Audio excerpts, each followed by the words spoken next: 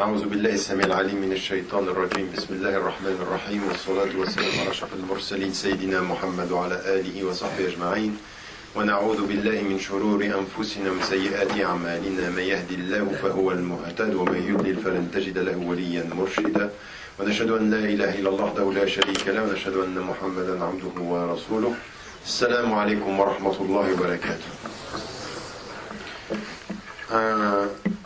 Très grand merci à Omar et à toute l'équipe ici de la mosquée de l'île Sud pour cet accueil, pour vous également d'être ici en ce dimanche soir pour parler d'un sujet qui bien entendu nous concerne avec une perspective de ces combats que nous devons mener et cette adversité que nous devons relever, mais également ces visions de ce que nous avons à faire. Avant de revenir à ce sujet-là, et ça explique aussi une partie de ma présence ici. C'est moi qui ai personnellement appelé Omar il y a quelques jours de cela, alors qu'il était effectivement à Oujda au Maroc, en lui disant que je voulais passer ici à la mosquée pour une raison extrêmement simple et qui concerne toute la vision de ce travail islamique ici en Europe et en Occident d'un point de vue général. Ce que je dis depuis des années et que je répète avec force. Je l'ai écrit dans plusieurs ouvrages, rappelé avec une multitude de détails dans Les musulmans d'Occident à l'avenir de l'islam, puis plus récemment dans l'ouvrage La réforme radicale. C'est que ce dont nous avons besoin, c'est effectivement la traduction d'une présence, en particulier en Occident, qui soit une présence assumée, endogène, c'est-à-dire de l'intérieur, et autonome surtout. Qu'est-ce que cela veut dire? Ça veut dire qu'au moment où nous considérons que nous nous installons en Occident, que nous sommes des Occidentaux, que nous sommes des Européens, que nous sommes, comme vous l'êtes vous, des Français de confession musulmane, et que de ce point de vue-là, nous n'avons ni à en rougir, ni à nous en excuser, mais que nous sommes chez nous, il doit absolument y avoir dans notre approche de ce que nous avons à faire un processus de ce que j'appelle l'institutionnalisation de l'islam en Europe et en Occident. Qu'est-ce que cela veut dire? Ça veut dire qu'il faut que, comme ça se passe ici, vous êtes dans une mosquée, vous êtes dans un lieu où les activités et en même temps ce qui s'est fait du point de vue de l'enseignement, de l'accompagnement scolaire, de l'école, c'est l'idée qu'il faut absolument institutionnaliser notre présence en développant des structures que nous possédions, dont nous soyons les responsables et vis-à-vis desquelles nous n'ayons pas à rendre compte. Il est extrêmement rare, voire presque impossible, de trouver un État qui vous donne de l'argent et que ce soit un argent gratuit. C'est-à-dire on vous donne, on va vous dire, vous dites ça, vous dites pas. C'est très très difficile. Parfois il peut y arriver, exceptionnellement. Ou alors que des individus vous donnent. Et depuis 25 ans que je suis sur le terrain de ce travail-là, d'une façon ou une autre, je n'ai jamais, pour ce qui me concerne, demandé d'argent dans le traitement des activités à aucun État, à une institution. Alors ça, pour le coup, je le dois à ce que j'ai vu dans ma famille. Rester autonome, c'est rester libre. Rester libre, c'est rester debout. Et rester responsable, c'est-à-dire oser dire la vérité quand on doit la dire, oser faire le choix de nos activités. Alors je le dis et je le répète, la France, c'est le seul pays où, durant les 10 dernières années, je n'ai jamais pu intervenir dans une université. Dans le pays des droits de l'homme, je suis invité dans pratiquement le monde entier dans les universités, et là, ici, c'est un barrage. Quand on fait des interventions dans certains lieux publics, à l'exception de quelques villes, c'est barrage. Les autorités interviennent, des renseignements interviennent, c'est extrêmement difficile.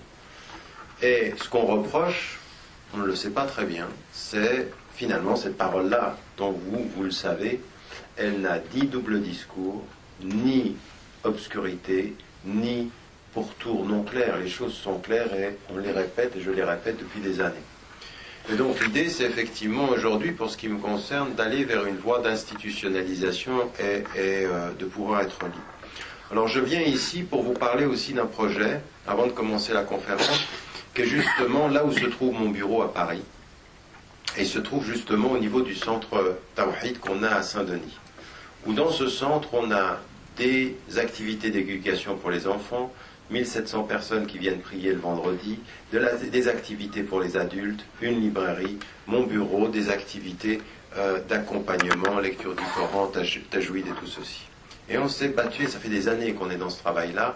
Et vous savez, souvent, quand je suis venu dans certaines conférences à travers la France, souvent je dis aux frères, écoutez, on est à 10 000 francs cette année, on n'y arrive pas, on s'en sort pas, si vous pouvez aider. Et chaque fois on s'en est sorti. Depuis le alhamdoulilah, toutes ces années, on s'en est toujours sorti. On n'a jamais eu recours à aucune aide extérieure, alhamdoulilah. On s'en est sorti. Là, cette fois-ci, on a la possibilité de posséder ces lieux-là. Alors on s'est battu également parce que la personne qui était propriétaire, ça a été une énorme lutte. Et là maintenant, on peut acquérir ces lieux-là.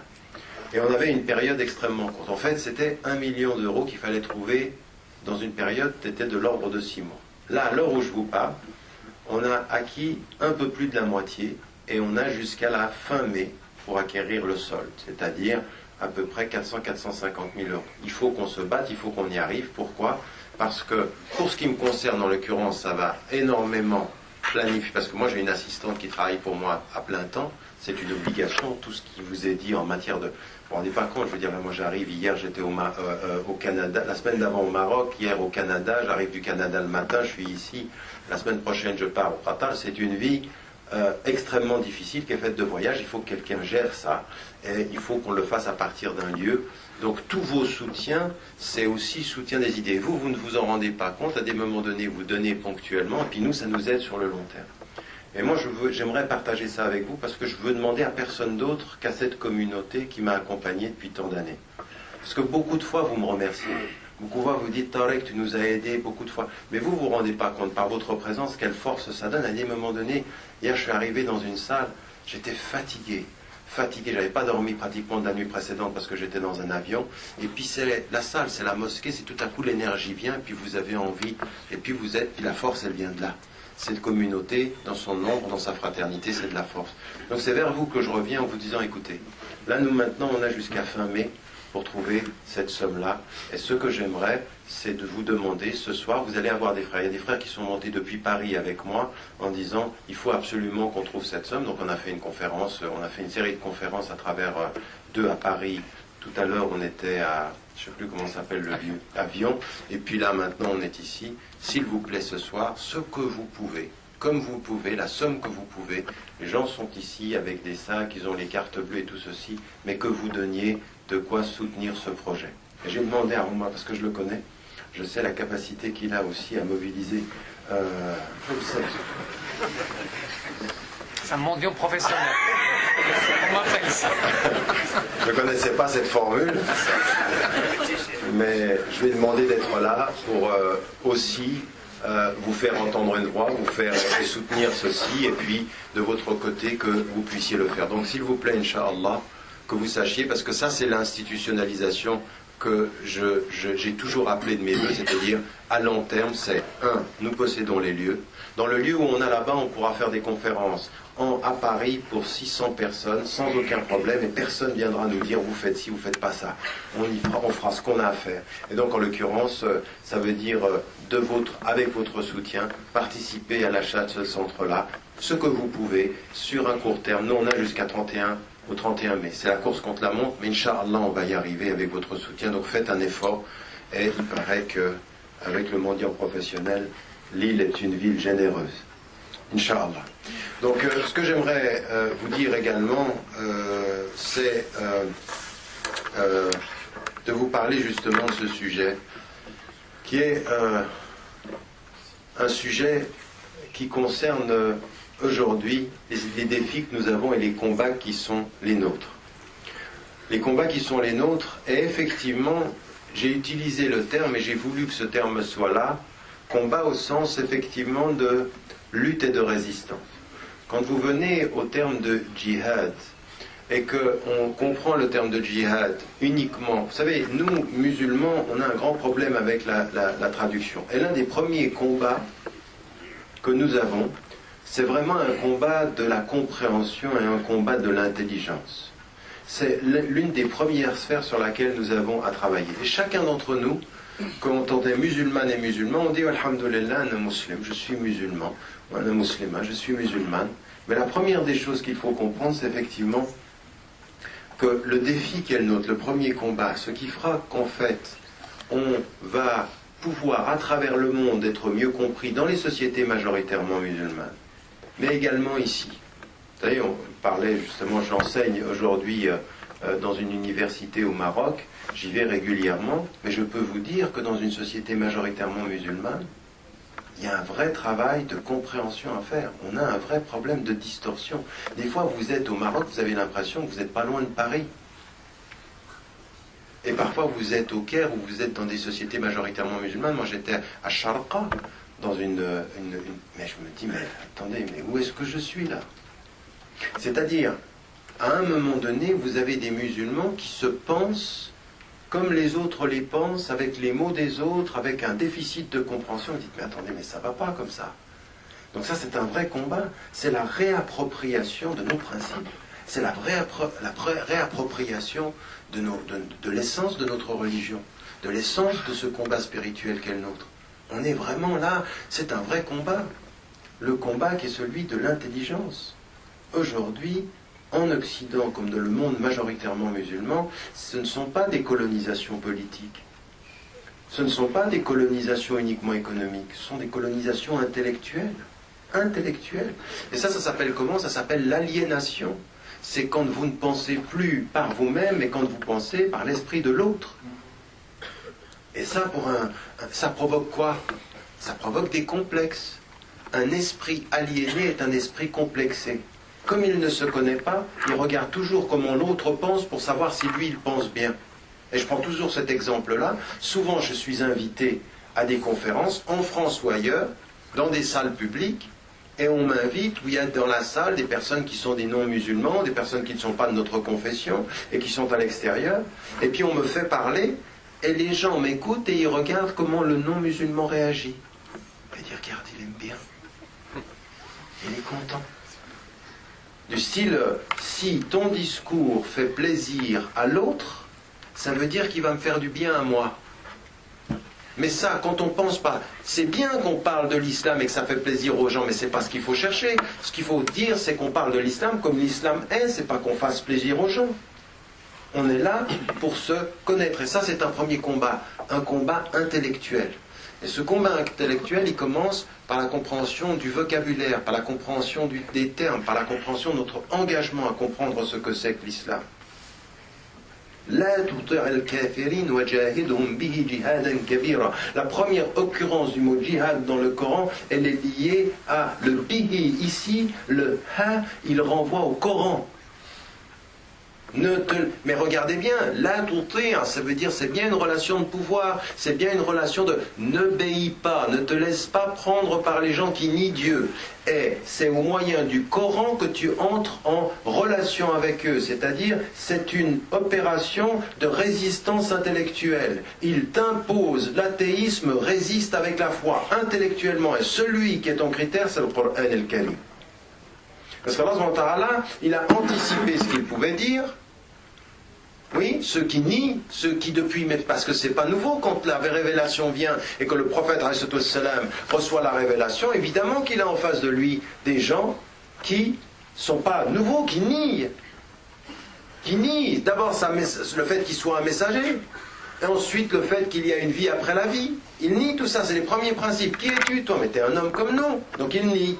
Mais ça, c'est pas nouveau. Ils l'ont fait avec Isa alayhi salam, ils l'ont fait avec Moussa, ils l'ont fait avec tous les prophètes précédemment, ils niaient ça. Et qu'est-ce qu'ils sont tous venus dire? Ils sont venus dire, après cette vie, il y a une autre vie. Ils ont tous nié cela. Ils ont tous nié. Donc il y a des choses qui sont l'homme a cette prédisposition intellectuelle à nier ceci. À nier le fait qu'il y ait un Dieu, à nier le fait qu'il y ait des messagers, il a cette prédisposition intellectuelle et en même temps il a la fitra, qui est une autre prédestination à le reconnaître. La fitra dans le cœur pour reconnaître Dieu, la logique de l'intelligence pour le nier. Et c'est un combat. Et nous, ce qui nous est dit, el-mizan wal-nur wal-dhikr, qu'est-ce que c'est? El-Qur'an el-Karim. C'est ça le discernement. Vous savez ce que c'est le discernement? Le discernement, c'est pas de distinguer avec l'intelligence. Le discernement, c'est de distinguer avec l'œil intérieur, l'œil du cœur. Vous discernez les choses. Et le Furqan, c'est ça. c'est l'intelligence quand elle est illuminée par la lumière du Coran, par la lumière de la voix. C'est ça le discernement. Quelqu'un qui a discernement, c'est quelqu'un qui voit des signes là où les gens ne voient que des éléments. C'est quelqu'un qui voit la vérité et l'essence d'un signe là où des personnes n'auraient vu qu'une argumentation. Le discernement. Ça, ce sont ceux qui ont cette dimension, c'est-à-dire la dimension de la lumière intérieure. Et qu'on connaît dans toute la tradition musulmane, c'est aussi ancien que l'islam. Raison pour laquelle les savants, quand vous entendez que par exemple des gens comme Ibn Hanbal ou Abu Hanifa ou Shafi'i, chaque fois qu'ils s'approchent du Coran, chaque fois qu'ils commencent une lecture, nous parfois on fait les ablutions uniquement pour une lecture ta'abbudiyya, c'est-à-dire la lecture de l'adoration. Eux c'est pas ça, ils font des ablutions, ils font 2 rak'at avant de faire une lecture d'extraction de l'ahkam. L'ahkam al-tashri'iyya, ils font des œuvres. Pourquoi ils font ça? Parce qu'ils ont bien compris une chose. Ça n'est pas uniquement avec l'œil de l'intelligence que tu extrais les règles du Coran. C'est avec la purification du cœur. Plus tu entres en toi, plus tu as cette dimension du cœur, plus le Coran te parle. Si le Coran ne parle qu'à ton intelligence, il parle superficiellement. Raison pour laquelle vous avez dès le début du Coran, أعوذ بالله من الشيطان الرجيم بسم الله الرحمن الرحيم ألف لام ميم ذلك الكتاب لا ريب فيه هدى للمتقين. C'est-à-dire qu'il devient un guide. Mais un guide, c'est quoi? C'est pas uniquement de la foi, c'est un guide de la règle. Parce que le guide, c'est celui qui vous dit quelles sont les bonnes règles. Mais pour qui? Les muttaqin, c'est-à-dire ceux qui ont la conscience profonde de Dieu, qui ont la piété, qui ont cette dimension intérieure. Oui? Et donc là, pour que ce Coran vous parle, il faut que vous ayez cette taqwa, cette dimension intérieure, et alors ceux qui vont venir avec les arguments de l'intelligence, il faudra leur répondre avec les arguments du discernement. Raison pour laquelle vous avez dans le Coran al-Karim وَجَاهِدْهُمْ بِهِ جِهَادًا كَبِيرًا. C'est un vrai djihad, c'est un grand djihad, c'est celui de l'intelligence. Et ça, c'est un combat qu'il faut mener sur quel plan? Sur au moins 3 plans. La première des choses, c'est la vraie connaissance des éléments essentiels de l'islam.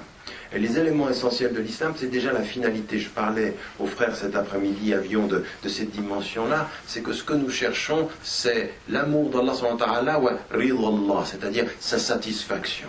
Et le moment le plus élevé, tous les étapes au travers desquelles on passe, où on dit النفس الأمارة والنفس اللوامة والنفس المطمئنة يا أيتها النفس المطمئنة ارجعي إلى ربك راضية مرضية. Attendez, mais vous voyez, vous entendez ce que ça veut dire? La connexion qu'il y a entre nafs et le mutma'inna qui est en paix avec la double satisfaction. Radiyatan, ça c'est la forme active de l'arabe, c'est-à-dire qui est satisfaite. Mardiya, c'est celle dont on est satisfait et dont Dieu est satisfait. Donc la satisfaction qui me donne la paix vient du fait que je satisfais celui qui attend que je le satisfasse. Vous voyez cette dimension spirituelle-là? Ça, cette dimension-là, elle vient de quoi? Elle vient d'un vrai travail que nous avons à faire, qui est de comprendre l'islam. C'est ça qu'on veut.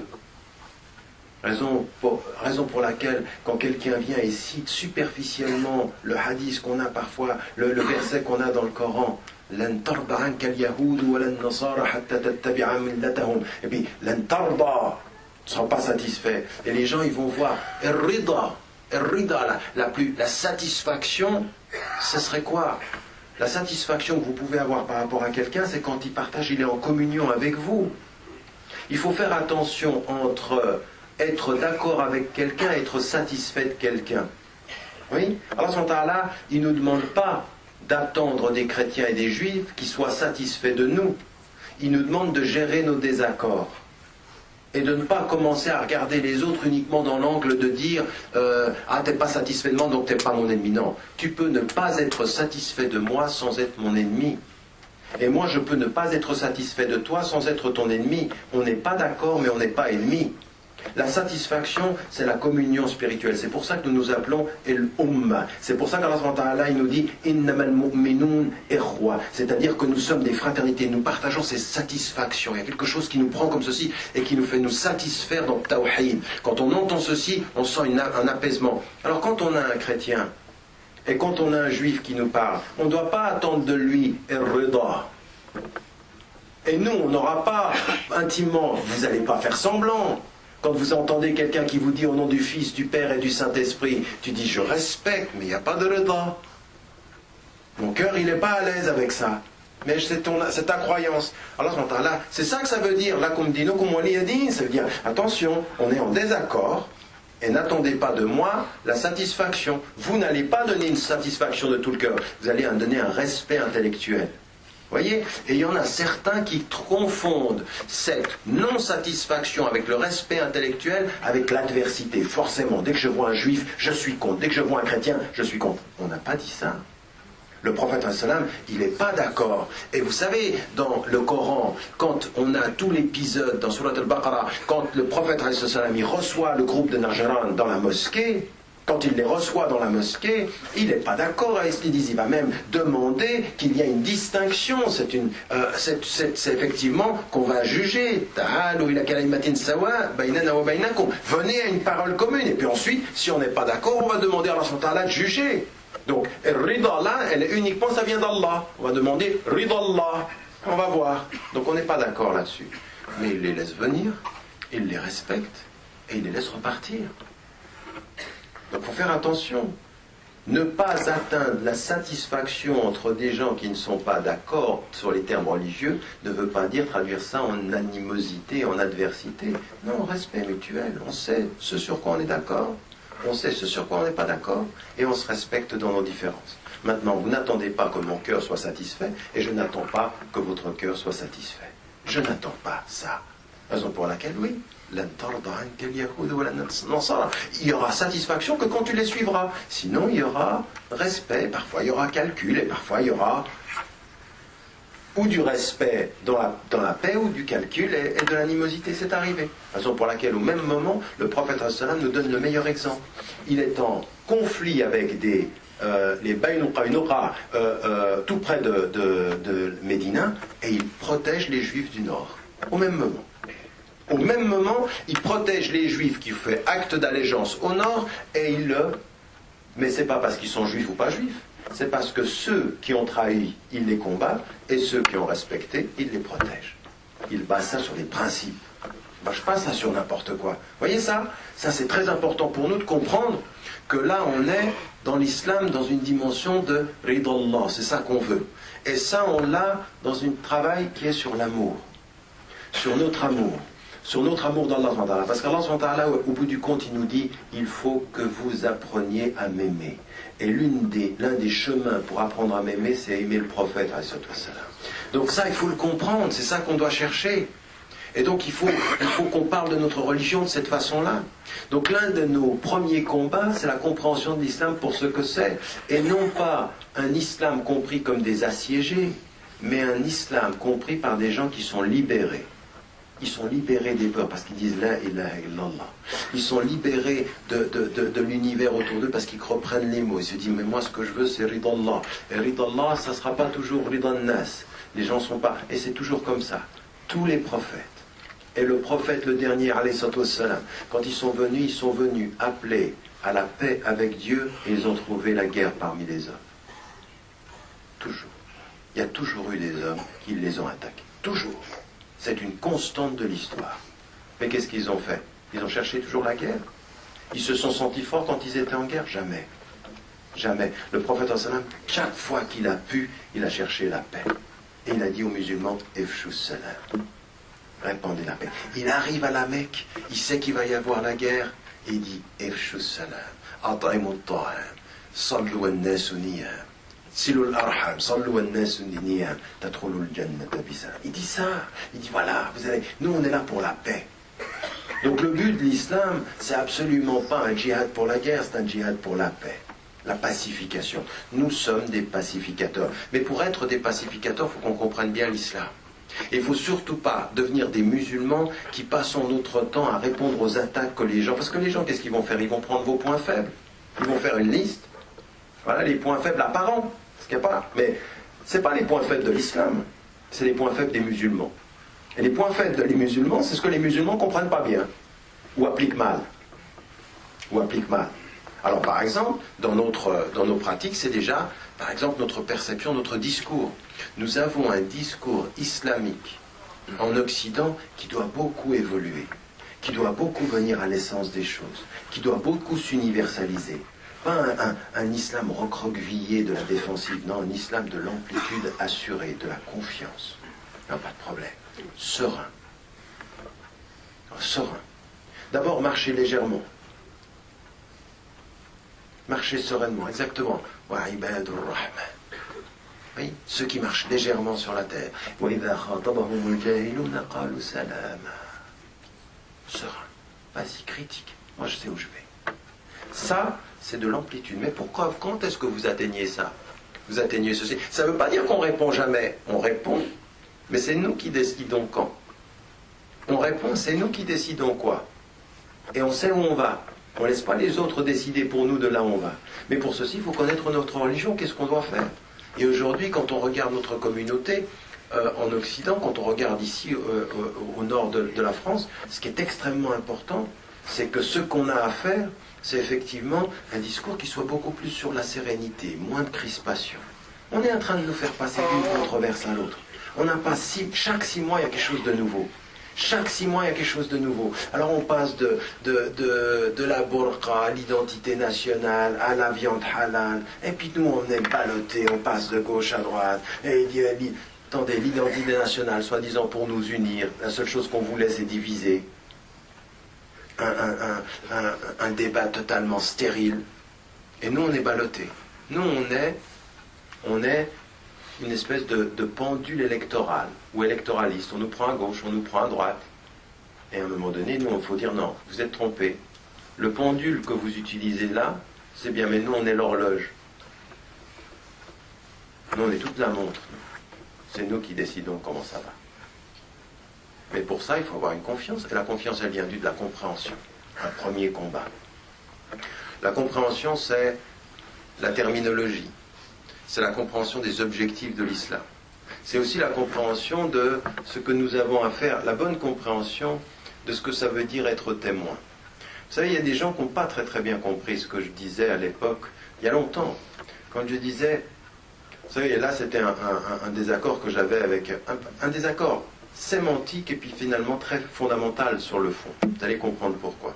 Quelqu'un qui est aujourd'hui malade et on demande à Allah subhanahu wa ta'ala de le guérir, Shafa Allah, c'est Cheikh el-Mawlawi, qui est des dernières nouvelles que j'avais, il est dans une santé extrêmement fragile et il a donné énormément.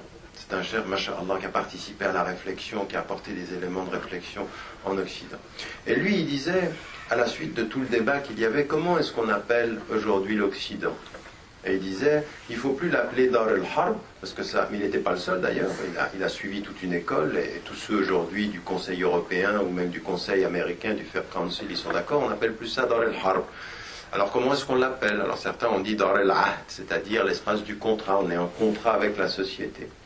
Et puis d'autres ont dit, on l'appelle Dar el-Da'wa, c'est-à-dire là où on appelle les gens, où on devient, on appelle les gens comme ce fut le cas, en l'occurrence, après,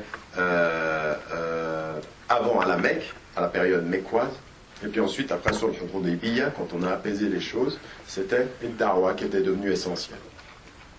Et là, on avait eu un débat avec un certain nombre de personnes, et moi je l'avais vu, j'avais eu un débat sur cette question-là en disant, moi j'ai un problème avec ces deux concepts. Parce que Dar el-Ahd, je le comprends bien, ça veut dire l'accord, mais vous avez toujours un accord entre deux entités. Oui. Mais quand moi je dis à la France, ou je dis à l'Europe, mais moi je ne suis pas une entité exogène, je suis européenne. Donc j'ai un contrat à la limite comme tous les autres, un contrat social, oui. Mais je n'ai pas un contrat avec quelque chose qui est endogène. Alors je comprends bien, par exemple, encore quelqu'un qui nous a beaucoup apporté.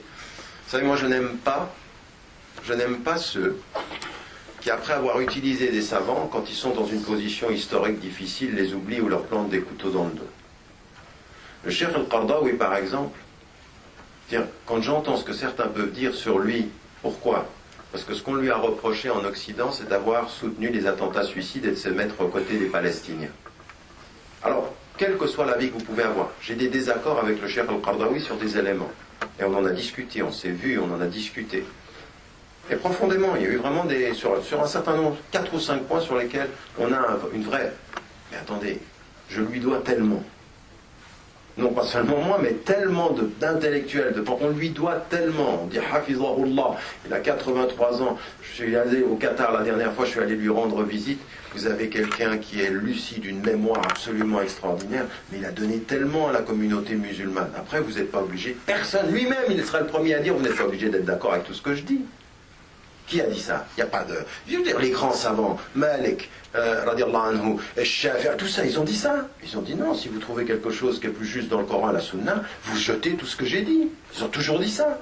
Et lui, il dira la même chose que les autres. Et il peut admettre le désaccord. Et là, on avait une... Et eux, ils étaient dans tout ce lien où on était dans Dar el-Ahd.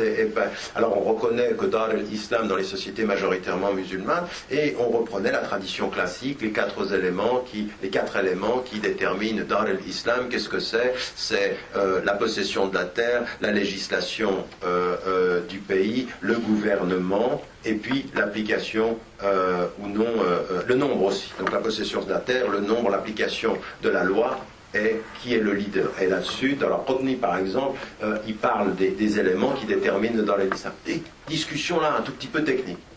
À un moment donné, moi j'avais émis, je dis mais quand le Cheikh al-Qardawi dit de là où il est, Ahwal al-Muslimin fil mujtama'at al-Ukhra, moi je comprends très bien ce qu'il dit de là où il est. Parce qu'il a vécu dans le monde majoritairement musulman, et pour lui, là où nous sommes, c'est pas la société naturellement musulmane, puisque nous sommes dans une minorité numérique. Je le comprends ça. Mais comme je comprends de là où il parle, ce que je réponds, c'est que de là où je parle moi, comme un Européen, c'est que je ne suis pas dans une autre société, je suis chez moi. Je ne suis pas ailleurs, je ne suis pas dans un autre. Et ma force, c'est de dire en tant que citoyen, en tant que Français, je suis chez moi. Donc, je ne vais pas entrer dans une binarité dans la relation en disant je suis en contrat avec une entité qui n'est pas la mienne. Mais non, la société française c'est la mienne, la loi je la respecte, la langue je la connais, et ma loyauté, je veux le meilleur pour la France. Pas sans principe, avec mon éthique, comme musulman, c'est-à-dire respecter la liberté d'expression, respecter la liberté de culte. Je veux le meilleur. Et si ma visibilité en tant que musulman, c'est d'apporter le meilleur, c'est pour ça que je me souviens d'une rencontre qu'on avait eue il y a à peu près 12 ans, on l'avait eue à Besançon, et j'avais dit aux frères, et on m'avait repris l'action, on m'a dit, il faut cesser de parler d'intégration, nous parlons de contribution. De contribution, nous sommes là pour contribuer. L'intégration, c'est du passé. C'était progressiste il y a 30 ans, c'est devenu maintenant réactionnaire. Nous, maintenant, on est dans la contribution. Et qu'est-ce que ça veut dire? Ça veut dire que je ne suis pas dans une entité, dans un contrat. Bien entendu, j'ai un contrat, mais comme tous les citoyens, attention, là on parle d'autre chose, de contrat social, c'est j'ai un contrat. Et c'est pour ça qu'on a dans la tradition le hadith qui dit « El muslimoun inda shurutihim ». C'est-à-dire que quand vous avez un passeport, le passeport c'est pas simplement des droits, hein, passer des frontières, c'est des obligations. Oui, vous avez un contrat avec l'État dans lequel vous êtes. Vous ne prenez pas un passeport et vous dites je fais ce que je veux. Vous avez un contrat moral, un contrat civique, un contrat clair. Quand vous rentrez dans un pays et qu'on vous met un visa, le visa, il est lié à des conditions. C'est-à-dire que vous allez respecter la loi, vous n'allez pas voler, tout ça c'est clair. Oui, quand vous êtes dans un pays. Donc nous, on respecte les contrats, raison pour laquelle on dit c'est islamique et au nom de l'islam qu'on respecte la loi du pays. Oui, c'est pas parce que je fais des compromis avec l'islam. Oh non, ceux qui disent ceci, comme certains de Hizb ut-Tahrir par exemple, du Parti de la Libération, ils disent quand tu es dans un pays, tu fais des compromis. Moi, je ne fais pas de compromis, c'est au nom de l'islam que je respecte. Parce que l'islam me dit, quand tu as un contrat avec un pays, tant qu'on ne te demande pas sur une chose essentielle de faire le contraire de ta conscience, tu respectes la loi du pays. Et c'est le cas dans pratiquement toutes les sociétés occidentales aujourd'hui. Et pas forcément dans nos pays d'origine. Parce que dans vos pays d'origine, vous avez parfois la loi. Mais quand vous retrouvez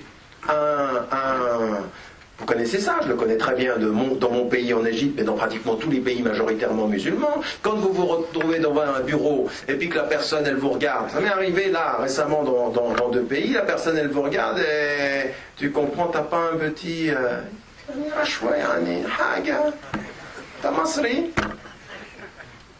Qu'est-ce qu'il vous dit? Mais ça, c'est pas ça. À la limite, à un moment donné, il faut parfois vous préparer à attendre 1 heure de plus si vous ne rentrez pas dans le jeu de la personne. Elle dit, tu ne veux pas payer, toi. Allez, mets-toi là. Et il y a les 1, 2, 3, 4 qui passent. Vous voyez ce que je veux dire? À un moment donné, ça, vous avez une éthique. Et donc, les systèmes corrompus, qui peuvent être ceux de certaines sociétés majoritairement musulmanes, eh bien, ça aussi, c'est problématique. Nous, on a des contrats et on les respecte. Et le deuxième mot, c'était Dar el-Dawa.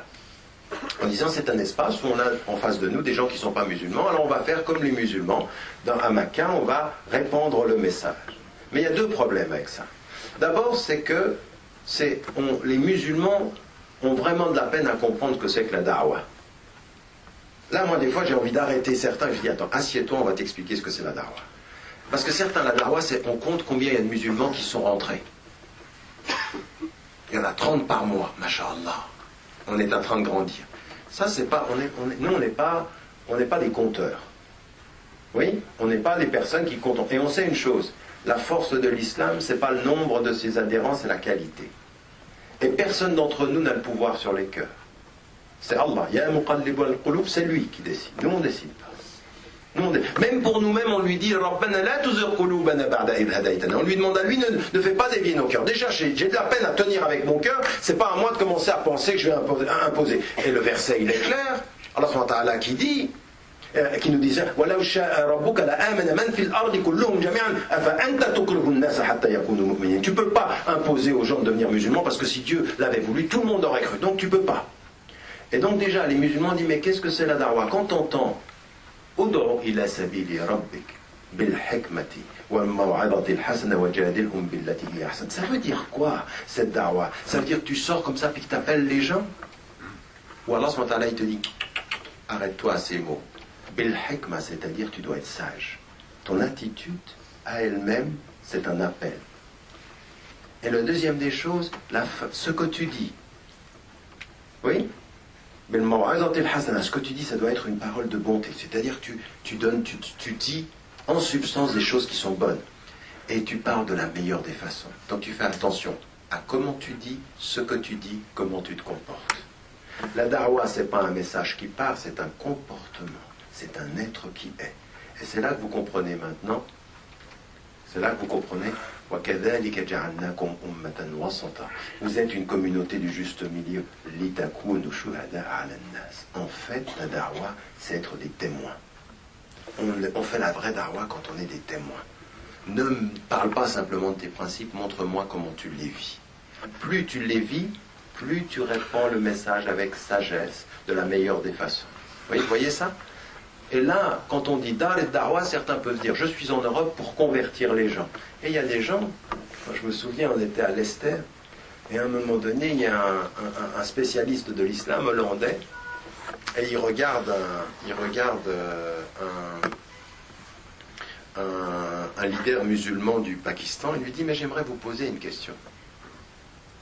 Vous avez envie d'islamiser l'Europe? Vous avez envie de me convertir, moi? Et l'autre, il le regarde comme ça, il lui dit, oui, c'est ce que je veux. Et nous, on est là. Mais si vous êtes français, et si le message qui vient de votre présence, c'est qu'en fait, vous êtes là, vous cherchez à convertir les gens. Oui, c'est ça. Vous voulez convertir les gens. Si c'est ça, attention, parce que ça, c'est la vraie compréhension de ça. Vous êtes là pourquoi? Pour être des bons musulmans. Maintenant, ceux qui deviennent musulmans, à Allah, vous êtes des bons musulmans ou vous êtes là en mission? Eh bien, si vous êtes là en mission, les gens vont se dire, mais attends, en fait, ils ont raison de dire eux et nous. Vous êtes, vous, en mission envers nous. Donc on n'est pas ensemble. On ne joue pas dans le même terrain. C'est deux réalités différentes. Ils ont raison de dire ça. Si vous transformez cet espace-là en da'wah, c'est en fait, vous êtes là pour nous convertir, nous. Nous, c'est qui les non-musulmans? Vous, c'est qui les musulmans? Donc vous nous parlez d'une citoyenneté, on est chez nous, ouais, on est chez nous. Tu es en train de nous coloniser, en fait, en gros. Et toi, tu dis, non, c'est pas comme ça. Laisse-moi t'expliquer. C'est pas expliquer, c'est clair. C'est très clair ce que tu me dis. Est-ce que c'est ça que tu veux ou pas? Ou est-ce que ce que tu veux, vraiment et honnêtement, en tant que vrai musulman, c'est-à-dire d'être toi, un bon musulman qui applique sa religion, et puis maintenant, t'es pas là pour convertir les gens. Ton voisin, t'es là pour être bon avec lui. Si Allah subhanahu wa ta'ala fait que son cœur change, c'est entre lui et Dieu, c'est pas toi. Toi, tu n'es pas un convertisseur, tu n'es pas en mission de convertir l'Europe. C'est pour ça que certains de nos savants depuis le monde musulman, ils ne nous aident pas quand ils disent « Ah, l'Europe est en train de devenir musulmane, nous sommes en train de gagner du terrain ». Parce que le message qu'ils sont en train d'envoyer, parce que ces messages maintenant, ils sont traduits, ils sont écoutés, Et c'est d'abord, c'est pas comme ça qu'il faut poser les choses, ça ne nous aide pas parce que ça donne l'impression qu'en fait, nous, par le nombre, c'est la seule chose qu'on veut. Mais moi, je vous pose une question qui est vraiment sincère. Est-ce que c'est ça que vous voulez? Est-ce que vous êtes quand même assez conscient du fait que, déjà avec le nombre qu'on est, et ce qu'on est, on n'a pas atteint la qualité, si la seule chose c'est de compter sur la quantité, on ne va pas s'en sortir comme ça. Il faut qu'on travaille, nous, à l'intérieur, à être des bons musulmans, nous, déjà. Ça, c'est notre premier combat intérieur. Ce qui adviendra à l'extérieur, nous, on est là pour contribuer pour le meilleur de la société. Donc déjà, dans la dimension de la da'wah, il y a certains musulmans qui ne comprennent pas très très bien ça. D'accord? Et moi, j'ai entendu, mais vraiment, je l'ai entendu de mes propres oreilles, des frères qui sont dans certains courants musulmans, dans certaines organisations, c'est la seule chose qui les intéresse. C'est-à-dire qu'à partir d'un certain moment, ils se disent, voilà, il faut qu'on travaille et on regarde, celui-ci va peut-être se convertir, celui-ci va peut-être... Et puis on est tellement obnubilé par ça que dès qu'on a un intellectuel qui dit des choses bien sur l'islam, ou qui est très objectif, même pas qui dit des choses bien, qui est objectif, qui dit pas ce que les médias sont en train de dire, qui dit des choses plus critiques sur la Palestine ou sur les musulmans. On dit, ah, mashallah, il est musulman. On en est arrivé à penser que toute pensée objective sur nous doit passer par la conversion de celui. Mais moi, François Burga, qui est un de ceux on s'accompagne depuis des années, il me dit, mais tu te rends pas compte le nombre de fois qu'on est venu vers un allié, hein? Ah non. Hein? Ça vient. S'il allait, tu te dépêches un peu. Il dit, mais moi, c'est pas ça. Moi, c'est pas ça. Son cœur, c'est pas notre pouvoir. Par contre, on doit reconnaître l'intelligence et l'honnêteté de la personne, ose dire des choses.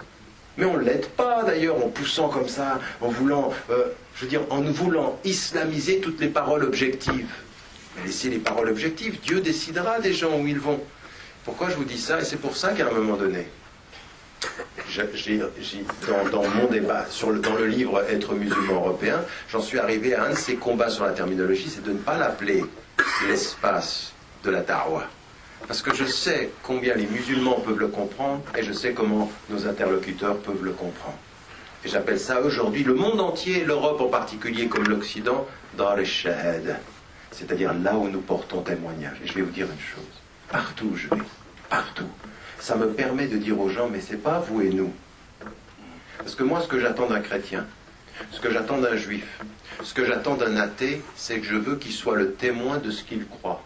C'est-à-dire que je veux voir en lui les signes de ce qu'il croit dans son action. Tu me dis qu'il est chrétien? Tu me dis la solidarité? Tu me dis la bonté? Ben, je veux le voir.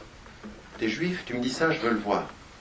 Je veux même voir dans le juif la capacité qu'il a à être cohérent avec ses propres principes et à être critique par rapport à ce que font certains Israéliens au nom du judaïsme. Je veux voir ça. Je veux voir dans le musulman cette même capacité à être le témoin. Litakounu shuhada ala nas. C'est-à-dire à un moment donné, être un témoin. Je suis musulman, j'en ai pas, je suis pas pour ou contre ma communauté ou simplement pour... Non, je me base sur des principes. Et c'est aujourd'hui, pour moi, le monde, il est comme ça. Même dans les sociétés majoritairement musulmanes. Dans les sociétés majoritairement musulmanes, il faut qu'il y ait des musulmans qui deviennent les témoins vis-à-vis des autres musulmans. Vous le savez bien. Vous savez bien comment c'est en train de se passer aujourd'hui. Il y a certaines sociétés majoritairement musulmanes où il est plus difficile de vivre l'islam qu'on le vit en France. Vous le savez, ça. Alors évidemment, dans la vie quotidienne, on a l'adhan, il y a des choses comme ça, mais la vraie pratique, quand il faut éviter la corruption, gagner son salaire, aller à l'école, l'éducation, et puis être dignement traité.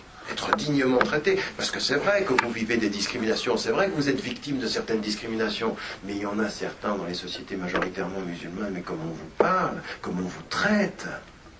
Vous le savez, ça. Donc il ne faut pas se lamenter et idéaliser les autres pays, il faut prendre nos défis ici. Et ça, c'est un premier combat. Raison pour laquelle, pour moi, c'est le débat. Le premier combat, c'est celui de la compréhension.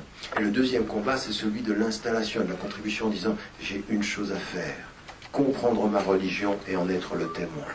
Et en être le témoin, c'est pour ça que je l'appelle Dar al-Shahad, c'est-à-dire l'espace du témoignage. Ça, le monde global est devenu une maison où l'on doit témoigner. Témoigner dans la résistance, mais surtout pas tomber dans la binarité. Vous voyez ce que je veux dire dans la binarité? Mais partout où je vais, je dis ceci. Là récemment, j'étais au Canada et je parle de ci et je parlais à un public, c'était universitaire, c'était académique. Je disais, mais vous savez ce que j'attends de mes concitoyens. J'attends de mes concitoyens qu'ils deviennent des témoins de ce en quoi ils croient. Parce que le mal du monde actuel, ce sont les incohérences et les contradictions. C'est venir ici en France nous dire liberté d'expression, démocratie, et en fait on fait le contraire. Il y a une démocratie pour certains, il y a une démocratie pour l'autre. C'est ce que me disait Adler à l'émission où je lui dis mais attendez, mais vous rigolez ou quoi? D'abord me dire qu'Israël c'est la seule démocratie dans la région, c'est pas difficile, toutes les autres sont des dictatures. Mais me dire que ça c'est le modèle de la démocratie, c'est attendez. Vous êtes juif, vous venez d'arriver de Russie, vous avez tous vos papiers, vous êtes arabe, chrétien ou musulman, vous avez vécu pendant des décennies, des générations, vos enfants, ils ne sont même pas sûrs d'avoir la nationalité, vous appelez ça une démocratie, et dit, j'admets que la démocratie puisse être à géométrie variable. Et lui, il est invité tout le temps. Adler, il n'aura aucun problème. Vous dites ça en tant que musulman? On savait. On savait que vous étiez des malins. Parce qu'il y a une liberté d'expression pour les uns. Je veux dire, mais des choses sidérantes qui se passent dans ce pays. Quand vous savez, par exemple, que votre grand philosophe national, Bernard-Henri Lévy, peut, par exemple, écrire un livre sur un faux du canard enchaîné, puis ensuite il arrive à venir à la télévision et dire « mais c'est quand même un bon livre ». Te moques de qui? Et défendu par, attention, l'ancien responsable du Monde, Colombani, qui dit « attention, non. On est en train de parler à un grand philosophe. Mais qu'est-ce que c'est que ce cirque? » Mais nous, on peut être, avec notre compréhension, les témoins de ça. C'est-à-dire de devenir des gens qui avancent. Alors, premier élément, la compréhension. La deuxième des choses, c'est effectivement de se dire, quel est mon rôle ici? Alors, quand je comprends l'islam, qui est un élément qui dit l'amour et la pacification, et quand je suis en Europe, quand vous êtes à Lille, dans la sérénité, je deviens un témoin. Je vais essayer d'être le témoin de ces principes. Alors après, il va falloir les traduire. Être un témoin, ça ne veut pas dire être parfait. Un bon témoin n'est jamais quelqu'un de parfait, parce que nous sommes des êtres humains. Quand Rambala va dire au prophète as-salam, qui sont des imperfections en lui, il lui dit, mais c'est normal, tu es un être humain, si tu n'étais pas comme ça, les anges ils te salueraient sur les chemins. Donc c'est normal que tu sois comme ça. Ça c'est normal. C'est normal, c'est-à-dire il y a une heure pour ci, il y a une heure pour ça. T'es pas... Mais même notre prophète, qui est un être humain, même lui, il est notre modèle humain par des imperfections possibles, bien sûr.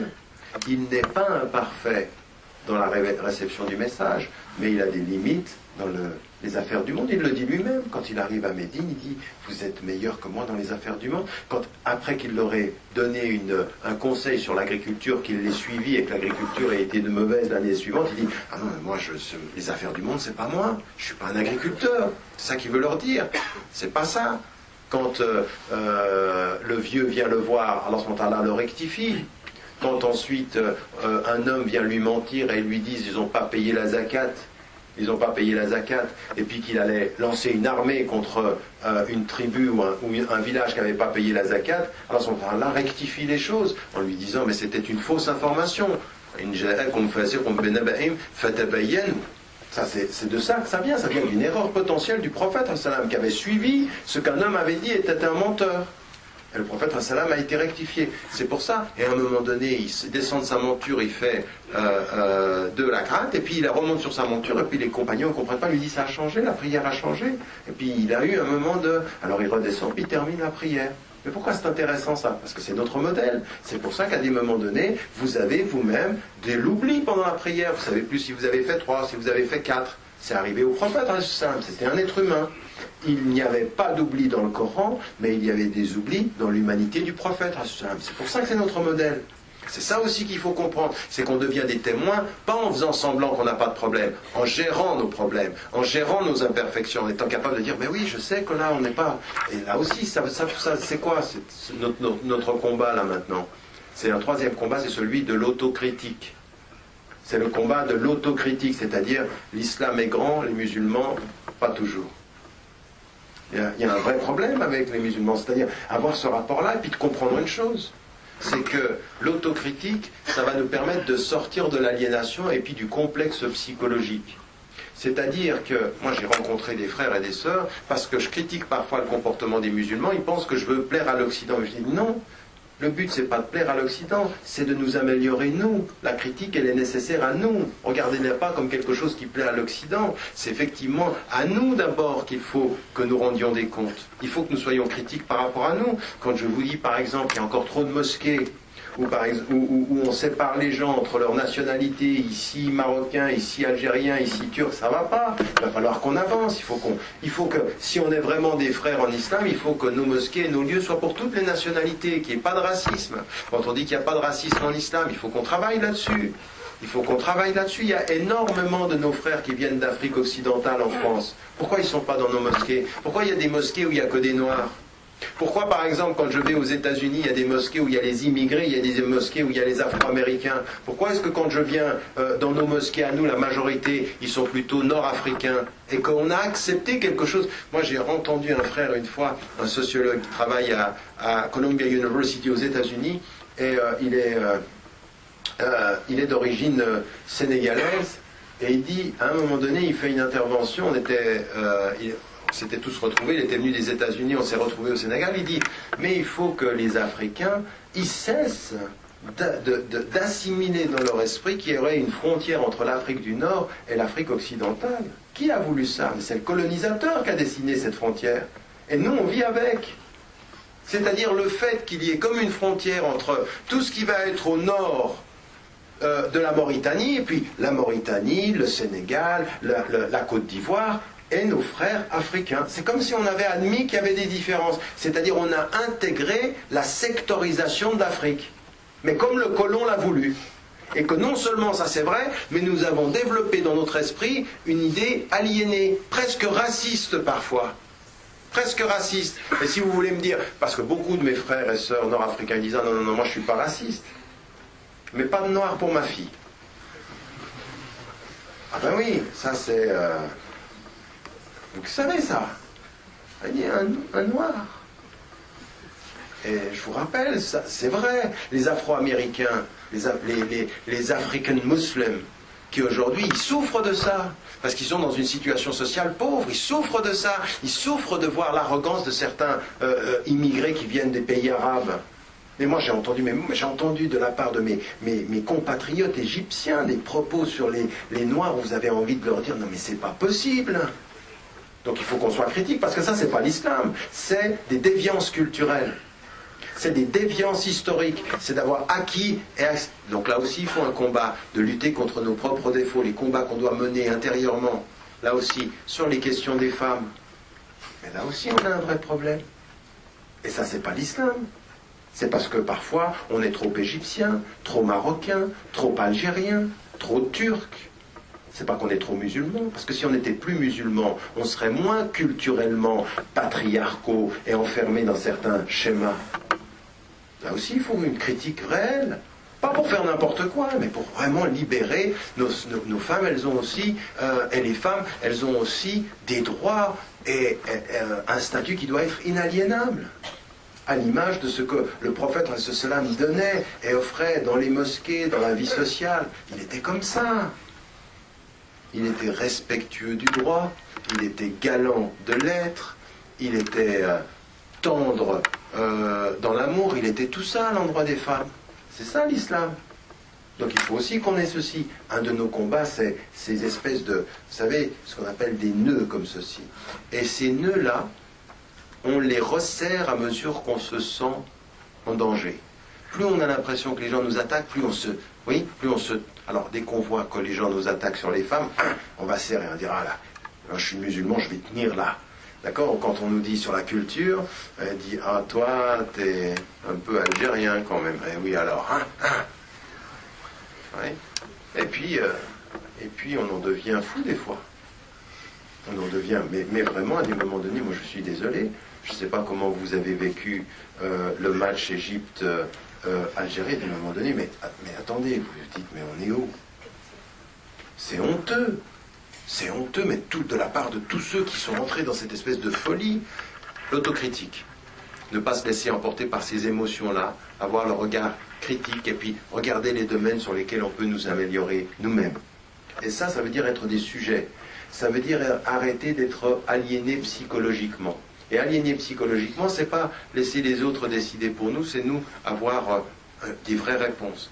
L'aliénation psychologique, c'est quand on n'est pas sûr. Donc vous voyez, la sérénité, la compréhension de l'islam, très important, comme un combat qui est vraiment très très important, savoir qu'on est chez nous, qu'on est là maintenant dans l'ordre de la présence, qu'on est des témoins, et puis ce témoignage, il est dans la critique. Et l'autocritique aussi, ce que nous avons à faire. Et là, on n'est pas des victimes, on doit être des sujets. Et laissez-moi terminer, le dernier chantier, il est celui de la contribution réelle. Et l'un des combats, c'est les éléments de la contribution réelle. Et la contribution, elle est une distinction, je l'ai beaucoup rappelé ici, elle est une distinction éthique. Elle est un vrai rapport à la pauvreté, on est en soutien. Elle est dans l'éducation. Nous devons être beaucoup plus présents dans l'éducation. Notre contribution aussi, elle doit être beaucoup plus importante dans les arts et la culture. Notre contribution, elle doit être très très importante dans les médias et le journalisme. Moi, si je pouvais proposer à des jeunes, au lieu de toujours choisir l'informatique ou de devenir docteur, médecin, c'est bien être médecin, mais on commence à en avoir beaucoup. C'est bien l'informatique, ça fait de l'argent, mais on commence à en avoir beaucoup. Il y a aussi des choses, des métiers dans lesquels on a besoin, pas pour influencer idéologiquement, mais devenir journaliste, faire de la télévision, être présent. Pourquoi c'est important? Parce que ce sont des médias. Oui, et le média, qu'est-ce qu'il est? Le média, il est entre le monde et la personne qui regarde. Hein? Le téléspectateur, le média, il est là, le journaliste, il est là. Aujourd'hui, on a un problème de regard sur le monde. Moi, ce que je suis en train de dire, c'est pas qu'il faut que des musulmans ou des Algériens ou des Marocains ou des Arabes donnent leur version du monde de façon subjective. Non. Même quand vous essayez d'être objectif et que vous devez être objectif, vous devez faire de votre mieux pour dire les choses comme elles se passent. Quand vous avez une sensibilité qui vient du Sud, vous voyez d'autres choses que l'autre va voir. Vous essayez, parce qu'il n'y a pas d'objectivité absolue, hein, ça n'existe pas. Il n'y a que des subjectivités qui essayent d'être objectives.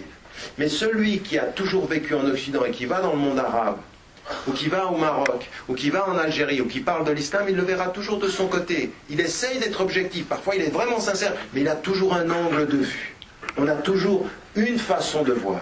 Et là, ce qu'on veut, c'est que des gens qui viennent d'un autre horizon ajoutent un autre angle de vue, toujours en étant objectif, mais en essayant de dire les choses un tout petit peu différemment. Moi, je vois beaucoup de journalistes, j'en ai rencontré ici en France, des jeunes filles et des jeunes hommes qui viennent de... Et il y en a de plus en plus, je ne sais pas si vous regardez, vous entendez à des moments donnés, quand le présentateur du TJ, il dit ceux qui ont fait le petit reportage. Il y a de plus en plus de noms arabes. Vous avez jamais remarqué ça? D'origine arabe, d'origine africaine. Ça veut dire qu'il y a la multiplication des angles de vue. Alors il faut dans la presse écrite. Pourquoi? Parce que comme ça, on enrichit. On a une contribution dans la façon de lire le monde. On a des gens qui disent attention. Vous savez, je vais vous donner un exemple. J'ai une amie qui a fait ses études avec moi et qui est psychologue maintenant. Et puis elle me raconte une fois, elle me dit à un moment donné, je me suis retrouvé, mais vraiment très très très ouverte par rapport à la question de la religion et de l'islam. Très ouverte, vraiment. Et puis ça vient aussi de longs débats qu'on a pu avoir. Elle me dit à un moment donné quelque chose d'extrêmement intéressant. Elle me dit, j'ai eu un couple qui est venu, et puis tout à coup, j'avais une femme qui me parlait de l'homme selon les critères que l'on a de la culture, en plus c'était des Marocains, de la culture marocaine. Donc l'homme un peu macho, un peu macho. Et puis la femme qui a tout à coup, elle voit une autre femme. Elle apprend que c'est la femme qui a choisi la femme. Elle a choisi comme psychologue une femme. Donc elle fait déjà une projection sur la femme va mieux comprendre que l'homme. Et puis ensuite elle vient, elle tient un discours où tout à coup, effectivement, ce qu'elle met en évidence, c'est tout ce qu'on aurait pu entendre, oui, de l'homme à partir de l'Occident. Et elle me dit à un moment donné, j'étais là-dedans, et sans le vouloir, je me suis vu me retourner vers l'homme et lui dire, mais toi t'es un macho. En d'autres termes, elle me dit, inconsciemment, je me voyais être nourri de la projection que j'avais qu'en Afrique du Nord, mais 90% ne se rendent même pas compte de ça. Ils le font naturellement. Elle, à un moment donné, à cause de, ou grâce à tout ce qu'elle avait étudié, elle se voit projeter sur le problème de la famille une projection culturelle qui lui vient de loin. Vous voyez ce que je veux dire? Ça existe partout. Raison pour laquelle c'est très important d'avoir aussi des psychologues, d'avoir des gens qui sont dans ce domaine-là, qui viennent de cette culture, qui voient les choses différemment, qui voient la relation tout à fait subtile qu'il peut y avoir entre la maman et l'enfant. Dans les cultures africaines et dans les cultures maghrébines, vous le savez, c'est tout à fait particulier. Il y a quelque chose en France, chez les gens qui ne connaissent pas cette culture-là, ils n'arrivent pas à comprendre le lien qu'il y a entre la maman et l'enfant. Et souvent entre la maman et le garçon. Ça, c'est très complexe. Parce qu'il y a des mamans qui sont très gentilles avec les garçons. Et il y a des garçons qui en profitent bien. Si vous voyez ce que je veux dire. Et c'est très complexe. Mais là, c'est culturel. Là, il nous faut une contribution. Vous voyez ce que je veux dire? Il faut des gens qui rentrent dans ces domaines-là. Ça, c'est un vrai combat. C'est le choix de professions diversifiées dans l'art, dans la culture, dans le journalisme, dans les médias. Dans tout ça, on doit pouvoir... C'est des combats à mener, chacun doit le faire. Avec une constante, et c'est mon dernier mot, une constante. C'est qu'on essaye dans tout ce que l'on fait d'avoir une dimension éthique. C'est-à-dire qu'on respecte des principes. Si vous faites du journaliste, il faut le faire avec une déontologie. Une déontologie, ça veut dire vous respectez les principes. Si vous êtes enseignant, vous le faites avec une certaine attitude. Notre distinction ne vient pas de notre façon de dire qu'on est musulman, mais de notre façon de l'être. Vous voyez, une distinction éthique. Notre contre, ce n'est pas une distinction. Même la distinction vestimentaire. Moi, je suis absolument contre le discours aujourd'hui qui nous dit, vous les musulmans, il faut que vous deveniez invisibles. Moi, je suis absolument contre ça. Moi, je dis, il faut qu'on devienne positivement visible. Mais visible, on l'est. De toute façon, qu'est-ce que tu vas faire? Franchement, avec la tête que tu as, où tu vas être invisible? Tu vas aller, tu dis, moi, je suis français. Eh, blanchis un peu, mon frère. Tu peux pas. Et les gens qui disent ceci ne se rendent pas compte. Si tu vas faire disparaître ta religion, ils te prendront par ailleurs. C'est-à-dire, on t'a dit, habille-toi différemment. Toi, tu t'habilles différemment, on trouvera autre chose. Nous, aujourd'hui, dans mon pays, là, moi je viens d'un pays où on nous a dit vos minarets, là, ça va pas.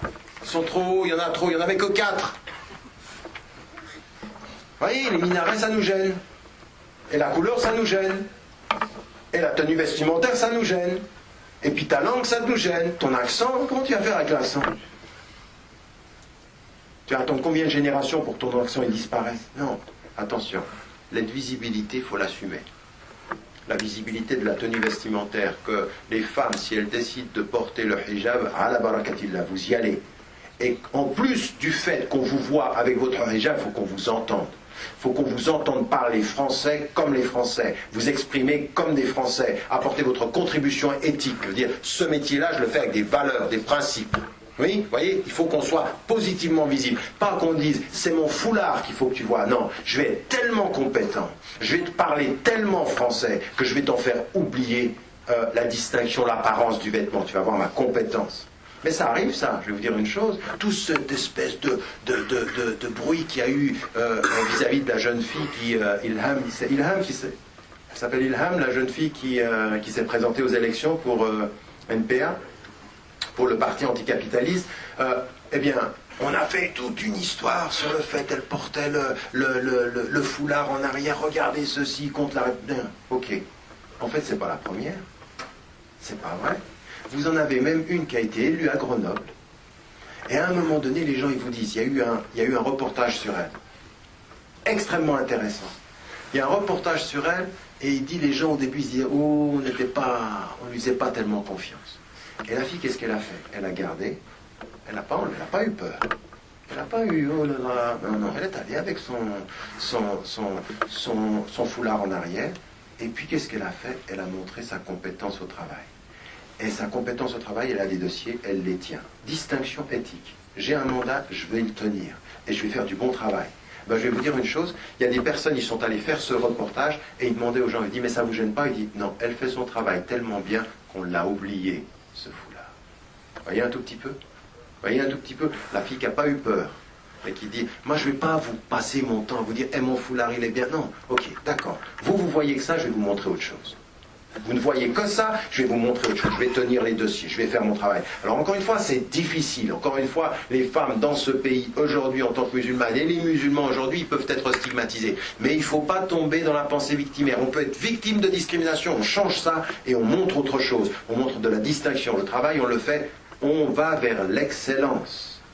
Oui, l'excellence, c'est-à-dire on essaie de faire notre travail du mieux possible. Mais partout, l'excellence c'est aussi quand vous êtes sur un chantier. L'excellence c'est quand vous êtes dans une boucherie. L'excellence c'est quand quelqu'un il vous donne de la monnaie après avoir acheté quelque chose dans votre magasin et puis que vous vous trompez, puis vous lui dites ou qui s'est trompé, il vous a donné trop d'argent, vous lui rendez. C'est ça l'excellence. C'est quelqu'un, quand il rentre dans une boucherie, ou quand il rentre dans un magasin où il y a des musulmans, ou quand il y a quelque chose qui est perdu, il voit des gens et il dit « Attendez, vous avez oublié ça. Non, là, il y a une erreur, tenez, je vous dois de l'argent. » Vous voyez ça? Une éthique, une morale, ça donne envie. Il me dit « Mais j'ai envie de... C'est ça que j'ai envie de ressembler à ça. Ce sont des gens qui ont des principes. Non, t'as oublié l'argent, hop là, bismillah. » Ah ouais, parce que certains, c'est comme ça. Je vais vous dire une chose, et je termine là-dessus. Vraiment, quand on était un jour à... Je vais vous dire la leçon, une leçon que j'oublierai jamais. D'ailleurs, je n'oublie tellement pas qu'elle me revient maintenant après des années. Il y avait un congrès régional des musulmans qui était organisé, c'était à Lyon. Attendez, c'était à Marseille. C'était à Marseille. Et on est tous à Marseille, c'était un des premiers congrès locaux. Et on descend à Marseille. Et puis, c'était pas fini. Le local était grand, mais il n'était pas fini. Il était encore en cours de construction. Et puis, il y avait eu une collecte de fonds pour l'entrée. D'abord, le prix des entrées. Les gens étaient entrés. Il y avait, je ne sais pas, 2 ou 3 000 personnes qui étaient venues. Et puis, quand on est allé pour aller dormir, on va vers le lieu pour aller dormir. Et puis, il y avait les frères et tout ceci. Puis, il y en a qui sont venus, comme des bons musulmans, qui pratiquent et tout ceci. Puis, il y avait un petit groupe de personnes qui n'étaient pas nettes. Pour nous, on ne les percevait pas net. Ça sentait un peu de drogue. Ça sentait, et puis une attitude comme ceci qui était... Et puis moi, je l'ai regardé, le frère, et je ne l'oublierai jamais. Un de ceux-là, je l'ai regardé, et il a vu dans mes yeux ce qu'il y avait à voir. J'étais à l'œil. Tu me regardes. Et je le regardais d'un air un peu... craintif, suspect. Ça me paraissait pas clair qu'il soit là. D'accord? Et je le vois comme ça, et puis je vois tout le groupe, ils étaient un tout petit peu en train de parler, tout ceci. Puis plus rien. Le lendemain, on commence la conférence et je devais intervenir. Un des premiers. Et il y a ce jeune homme, il vient avec un sac comme ça. Un sac plein de pièces de monnaie d'argent. Puis il vient, j'avais commencé la conférence, il vient, il me pose, puis il me dit, parce que tu pensais que j'allais voler. Voilà. Voilà ce que j'ai trouvé, je vous le donne. Puis il part. Il m'a arrêté net. Vous voyez, je veux dire, tout à coup, Hosnedvan. Peut-être que lui, il est venu. Mais vous voyez, peut-être qu'il est venu de loin pour assister à une conférence de musulmans. La seule chose qu'il a eue, c'est le regard d'un des conférenciers qui l'a suspecté. Oui, il est venu chercher la confiance, il a trouvé la suspicion. Le contraire de ce que j'aurais dû. Et puis au bout du compte, franchement, entre celui qui a fait la conférence après et lui, qui avait la distinction éthique? Moi, qui l'avais soupçonné, ou lui qui avait rendu ce qu'il avait trouvé et dit, tiens, pour que tu saches que je ne suis pas ce que tu crois. Mais c'est ça qu'on doit être. Que les gens sachent que nous ne sommes pas ce qu'ils croient. Vous m'avez suivi? Wallahu a'lam wa a'la wa ahkam. Jazakumullah. Et encore une fois, s'il vous plaît, quand les frères sont là et quand Omar vous dira quelques mots là-dessus aussi, votre participation et votre soutien, qu'Allah nous aide, Inch'Allah. Barakallah fikum, barakallah fik, notre frère Tariq, Allah yazakallah khairan. Restez assis s'il vous plaît, restez assis, vous n'avez pas encore l'autorisation de partir. Je connais comme l'autorisation. Juste Allah yazakum bikhair, asseyez-vous. فإن شاء الله الآن من 5 دقائق إن شاء الله نؤذن صلاة العشاء. Dans 5 minutes إن شاء الله نؤذن صلاة العشاء. Et on s'excuse auprès de ceux qui sont pressés, peut-être ils ont des choses aussi importante que ce que nous sommes en train de faire, mais en tout cas la prière elle doit se faire en son heure. Alhamdulillah, l'heure de l'Isha il est très souple, donc on est encore dans le temps de prière, hein? Donc ne vous pressez pas, barakallahu fikum, antum fi ibada, madamatil ibada, je ne peux pas vous résumer ce qu'a dit Tariq, parce que mais seulement 3 ou 4 notions, hein, qui ressortent un peu de son intervention. Le premier point, c'est la compréhension, l'assas. L'assas, la compréhension, la bonne compréhension. Deuxièmement, l'exigence avec soi-même, avant de l'être avec les autres. Troisièmement, le témoignage, être témoin vis-à-vis des autres et vis-à-vis de soi-même. Et puis, la contribution avec la bonne façon et la bonne méthode d'être et de faire. Tout ça, il l'a un peu englobé dans son propos introductif concernant le projet, le centre de Saint-Denis. Il l'a un peu emballé dans ce qu'il appelait l'institutionnalisation de ce que nous faisons et de ce que nous sommes. À l'âge, pour pouvoir laisser des traces par la suite. La conférence, mashallah, elle est excellente. Il y a un enregistrement. Peut-être on la verra, Inch'Allah, après, sur le marché. Mais ça reste toujours, Ikhwan al-Kiram, ça reste toujours une conférence. Hein? Et Tariq, Allah yatawwal fi umrah, mais disparaîtra un jour. Allah yatawwal fi umrak, Inch'Allah, mais partira un jour. Mais nous voulons justement que Tariq soit une école. Hein? Jusqu'à ce qu'il disparaisse. Mais une école tout en étant vivant avec nous. Une école de l'islam en Europe et en Occident, voire même, il est classé dans les 108e, non? Avec le classement. C'est pas nous qui avons classé, hein? On t'a mis où là? Je vous laisse, allez-y sur Google, tapez Tariq Ramadan, classement dans les personnalités influentes dans le monde, hein, je ne parle pas dans le monde, et vous allez voir le classement d'Akhuna Tariq. Et le classement d'Akhuna Tariq, c'est le classement d'une présence musulmane, sarahatan. Il n'est pas de la personne en elle-même. Parce que tout ce qu'a dit Tariq, il symbolise et il appelle justement à ce que justement l'islam parle à travers les personnes. Et non pas l'islam soit des paroles comme ça, mais c'est des personnes, des témoins qui témoignent de ce qu'ils sont avant de dire ce qu'ils ont envie de faire. Aujourd'hui, Tariq Ramadan, c'est un conférencier certes, et nous l'avons habitué, nous a habitués, barakallahu fi. D'ailleurs, le porte, il tente d'interdire les salles municipales, nos mosquées sont grandes. À la hauteur de nos cœurs. Tu sais, toutes les mosquées de France et d'Europe te sont ouvertes à Akhuna Tariq. C'est vrai, c'est qu'il y a une injustice dans le pays des droits de l'homme, où on voit, subhanallah, tout le monde a le droit de citer, tout le monde a le droit de parler.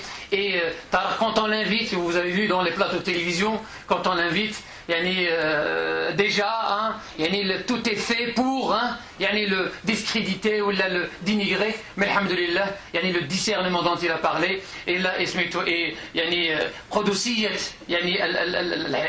al-khitab, est avec lui.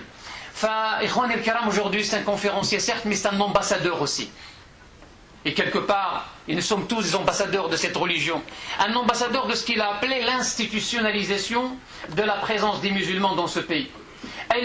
L'institutionnalisation, elle passe par des centres, par des projets, par des écoles, par des instituts. Hein? Et ça aujourd'hui, donc il est l'ambassadeur d'un centre.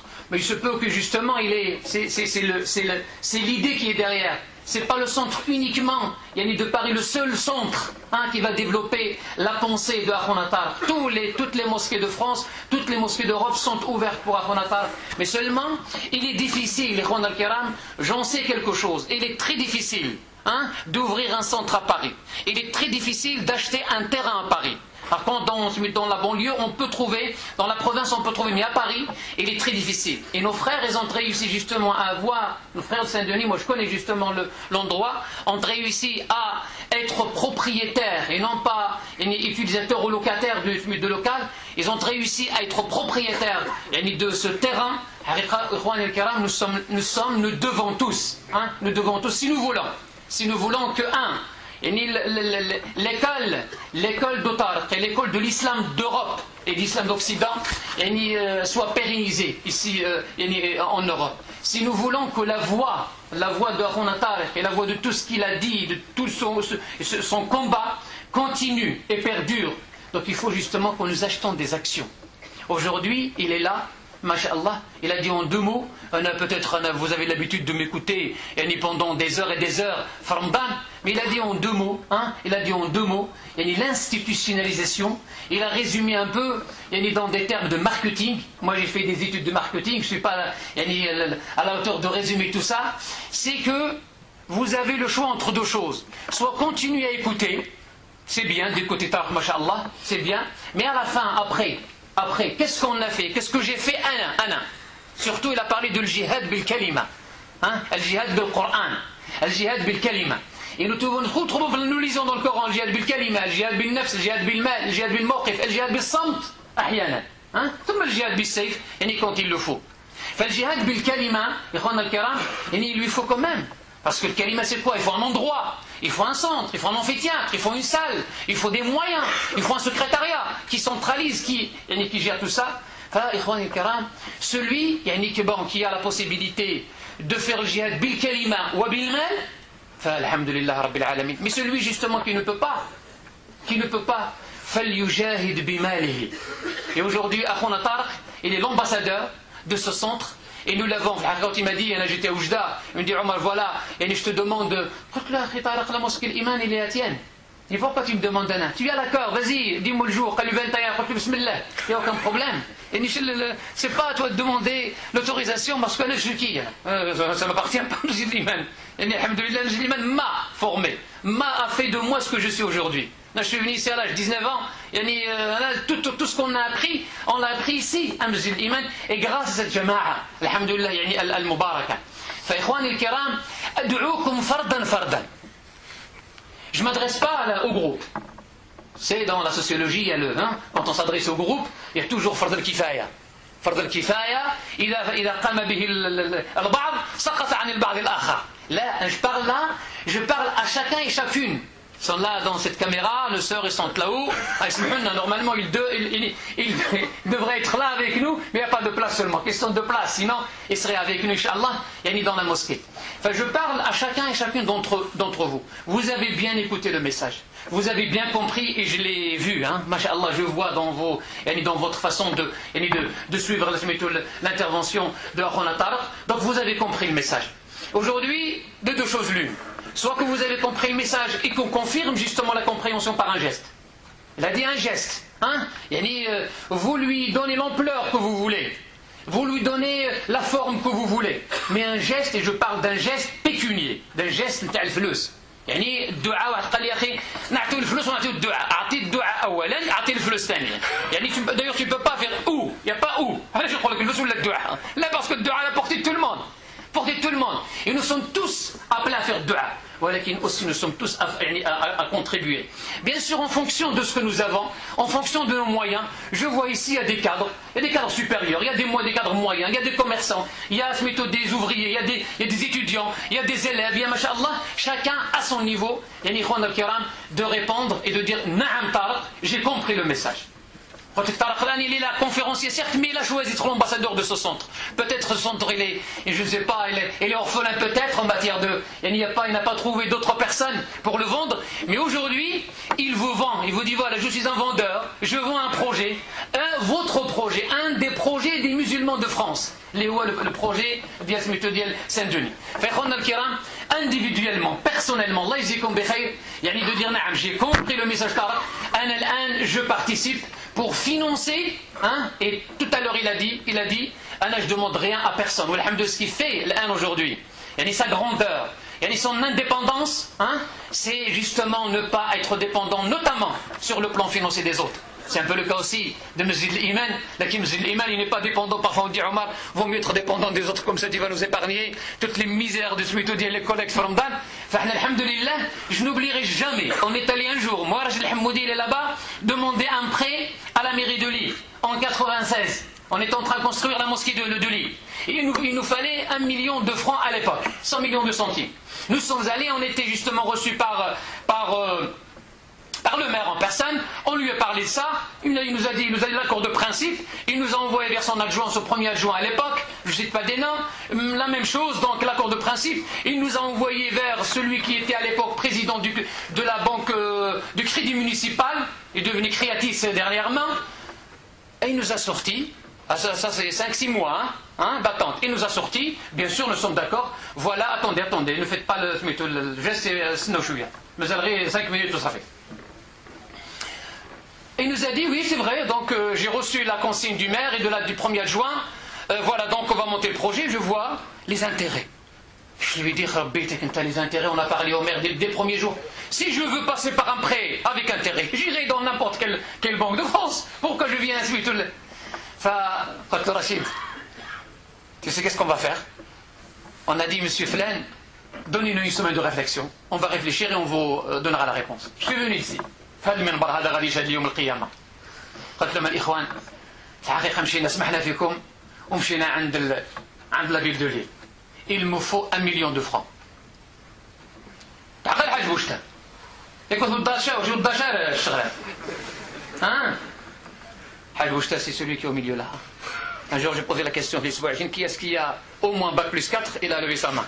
Je ne savais pas qu'il avait bac plus 4. Il bac plus 4 de son temps. Ça fait maintenant avec le franc, l'euro courant et l'euro constant. Donc là c'est bac plus 40, là, si on veut actualiser tout ça. Et moi aussi bac plus 4. فقلت لهم الإخوان والله الذي لا إله إلا هو il a جمعنا le 1 million de francs. Et on n'a pas fait de prêt. Plusieurs semaines, plusieurs mois, on nous aborde à la mairie de Lille. Alors, monsieur Lasfar, le prêt. Tout ça, on a trouvé une banque, sans intérêt. On a trouvé une banque qui nous a donné, et non pas prêté. On a trouvé la communauté. Wallah al-Azim, les musulmans ils sont généreux, les musulmans ils sont généreux, on les a vus, mais ils nous ont pas parlé d'eux, ils sont généreux, et ils savent justement, ils sont sélectifs dans le financement des projets, ils savent très bien là où mettre le fond. Je considère, ce centre-là de Saint-Denis, une des priorités, pour pouvoir que les frères passent dans les rangs. Ils sont équipés, machallah, l'Ikhwa de Paris, machallah, ils ont les appareils de carte bleue, ils ont ce qu'on appelle sadaqa fa akhfaha. C'est ça, akhfaha, c'est pas de bruit. Parce que akhfaha, c'est pas du tout comme ça. Akhfaha, c'est ne pas donner ce qu'on appelle la monnaie fiduciaire. La monnaie fiduciaire, celle qui fait du bruit, celle qu'on collecte dans les églises. Le panier, trac, trac, trac, trac, trac. Ce que nous collectons ne fait pas de bruit. Parce que, donc un chèque, tac tac, il signe. T'as rien vu, j'ai rien vu. Hatta celui qui collecte, il n'a rien vu. Et parfois même, il y a des frères, ils signent le chèque, ils disent, voilà, je mets rien. Après, toi, tu regardes en fonction de ma situation et tu remplis le chèque. Wallah, on a vu justement des personnes, tu connais très bien, tu sais très bien comment je vis, allez, Omar te remplit. Il fait donc la sadaqa qui ne fait pas de bruit. Même si, bon, là c'est pour le jeune là, celui qui faisait du bruit tout à l'heure, il y avait un jeune ici, Aïk nous avait dit du bruit. Sort ton euro. Il y a l'euro, là, 1,50 € de 2 €, il y a l'euro, regardez, on accepte parce qu'il avait beaucoup de bruit tout à l'heure. Il m'a déstabilisé. Il m'a dit, je connais son père, je vais le dire, Inch'Allah.